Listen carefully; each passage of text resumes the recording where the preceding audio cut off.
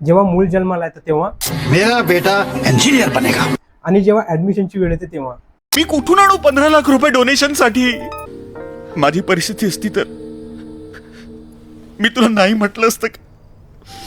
आता आपण बघतो की बऱ्याच मध्यमवर्गीय घरामध्ये ही परिस्थिती असते.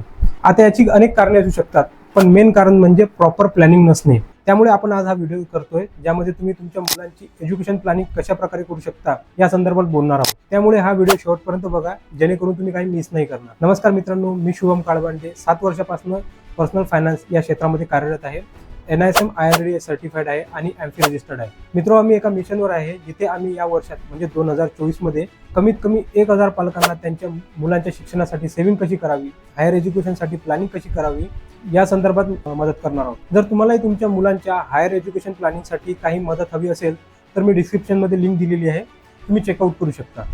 आता हे मला अनेकदा विचारले जाते की शुभम, मी माझ्या मुलांच्या शिक्षणासाठी सेव्हिंग करायला हवी का? मी कोणते प्रोडक्ट घेतले पाहिजे? कारण मार्केटमध्ये अनेक प्रकारचे प्रोडक्ट आहेत. आधी पहिल्या प्रश्नाचे उत्तर देऊ, मी सेव्हिंग करायला हवी का?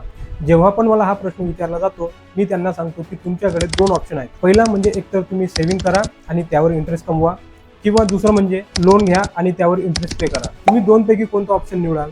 बरेच पालक पहिला ऑप्शन निवडतात, सेव्हिंग करण्याचा. आता दुसरा प्रश्न म्हणजे मी प्रोडक्ट कोणते घेतले पाहिजे. त्या अगोदर आपण इन्कम प्रोटेक्शन आणि गोल सेटिंग बद्दल बोलू.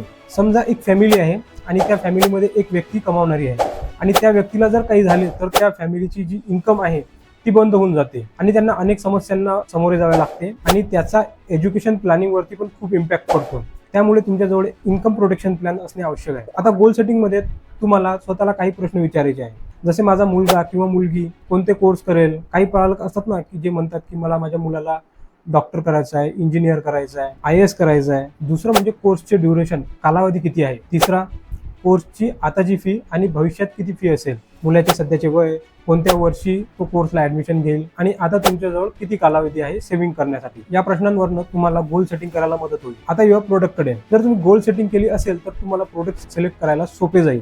जसे जर ड्युरेशन जास्त असेल, म्हणजे 10 ते 15 वर्ष असेल, तर तुम्ही इक्विटी म्युच्युअल फंड किंवा युलिप यासारख्या प्रोडक्टमध्ये इन्व्हेस्टमेंट करू शकता.